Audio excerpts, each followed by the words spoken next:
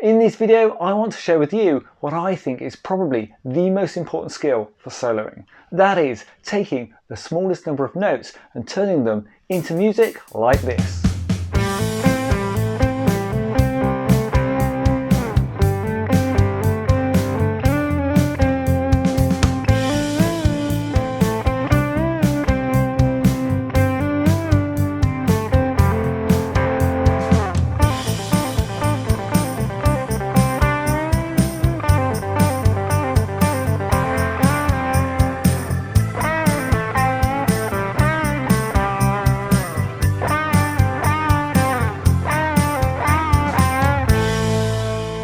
So everything you saw in that solo was based on a really simple 4-note box. So the shape we'll be using is just 5 and 7 on the D string together with 5 and 7 on the G string, a little 4-note box.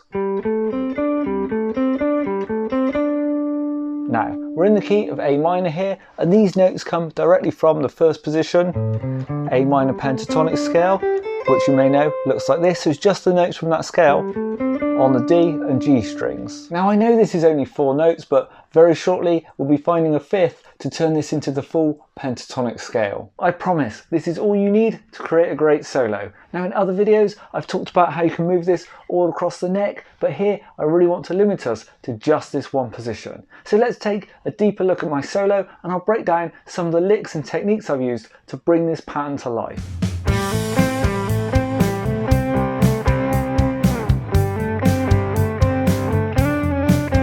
Now the first lick in my solo is an absolute classic, where we're just hammering on 5 to 7 on the D string and then up to 5 on the G string, so just 3 notes but then repeating them.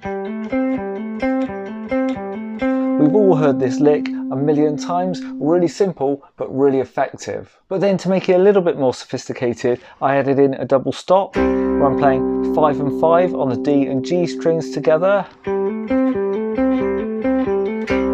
That kind of thing. And you'll notice with this 4-note box, any of the 2 notes work together as pairs. So 5 and 5 there, 7 and 7 work together, or 5 and 7, or 7 and 5. So all of these work together as double stops, and that really adds an extra dimension to your soloing. And then I closed out the first section with these slides into the 7th fret on the G string there. So sliding in once, and then back in again, and resolving back down to 5. And I just want to make the point that just because these notes within the box fall so nicely under the fingers, it doesn't mean we shouldn't still use slides like this, because it really adds an extra texture to our playing.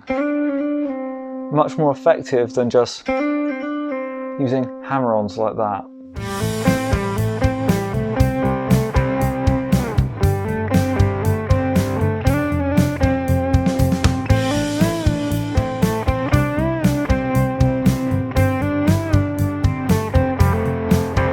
For the second lick, we're going to bring in that 5th note we mentioned for the full pentatonic, but we don't actually have to go outside our 4-note box because we're going to do it with a bend. So this note here, 7th fret on the G string, if we bend that up a full step, we get to the same note at the 9th fret, which is an E, the note we're missing to complete our full A minor pentatonic. So by making this bend up, we get all 5 notes as the pentatonic. 1, 2, 3, 4, 5. So here are the 5 notes of the A minor pentatonic scale, and you can see from the guitar neck diagram that all these notes are represented now, including that bend up to the E at the 9th fret. Now what we want to focus on here is firstly getting this bend nicely in tune with the note we're aiming for, so make the bend, and then check your pitch to make sure you're hitting the right note. And the other thing is, we want to be able to play this bend with a rhythmic value, so it's kind of counting as a note in its own right, because sometimes we could just play bends straight up and down like that without giving them any rhythmic effect. But here, you hear that? Up and then down again, and all those notes are sounding, so unbent, bent, unbent, and then resolving back down to the 5th fret there. like so. So really focus on that and it'll really enhance your playing. And then I'm ending this section with this nice hammer-on double stop. So 5 and 5 on the D and G strings together with a hammer-on to 7 just on the D string, and you can kind of repeat that a few times. Pretty nice technique there.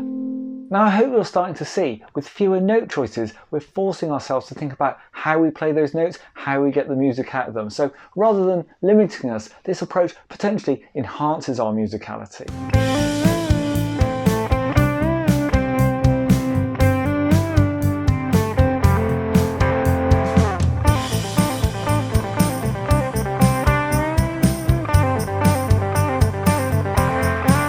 Then on to lick 3, which is so simple but so effective and brings in some speed. So I'm just playing pull-offs down through our 4-note pattern. So 7 on the G, pull off to 5, and then 7 on the D, pull off to 5, and just repeat that. I was using a bit of palm muting here as well, and you can do that to taste. Now the first time round you saw it there, I'm just adding that bend on the end like we just saw in the last section, like so. And then second time around, adding on some sliding double stops. I can't remember exactly how I played it in the solo, but you could just take 5 and 5 on the D and G strings together and slide up to 7, and maybe another little slide in and resolve back down. That kind of thing is really nice. But really at the heart of this is just getting up to speed on these pull-offs.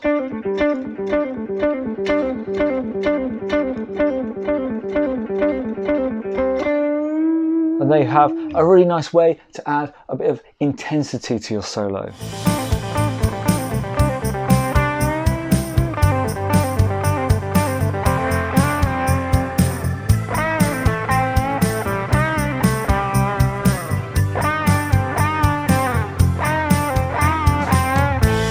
And then the fourth lick incorporated some more bends, but this time bringing in a blues flavour. So again, we're going to be starting at 7th fret on the G string, but this time instead of going up a full step to hit the E, we're just going to go up a half step to hit this E flat here, which really brings in a blues flavour.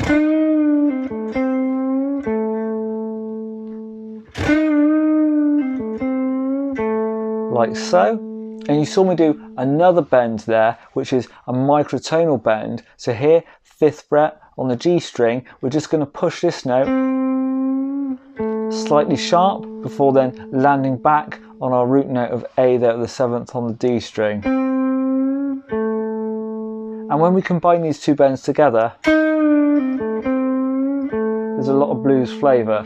Often with this half step bend at the 7th fret on the D string, it makes sense to just push it up first and then let it release down like so. And you saw me closing out my solo with these bends.